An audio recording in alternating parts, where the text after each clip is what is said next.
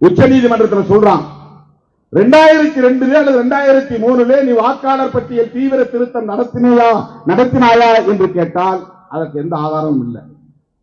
Supreme கோர்ட்ல வேணாலும் evidence prove பண்ண முடியல. சொல்றான், ஓரலா சொல்றான், நாங்க நடத்துறோம், SIRF நடத்துறோம். 2001 தான் தமிழ்நாட்டில் எலெக்ஷன் நடந்துச்சு. 2002 நமக்கு பொருந்தாது. அதுக்கு பிறகு 2006 தான் எலெக்ஷன் நடந்துச்சு. 2002 நடந்த SIR-இன் படி அந்த வாக்காளர் பட்டியலில் பெற்றோரின் அல்லது கணவன் அல்லது மனைவியின் பெயர் இடம்பெற்றிருந்தால் அந்த விவரத்தை இந்த விண்ணப்பத்திலே பதிவு செய்ய வேண்டும். அதுக்கு அடுத்து ஒரு 12 ஆவணங்களை சொல்றான். அதுல இந்த 3 ஆவணங்கள் கிடையாது.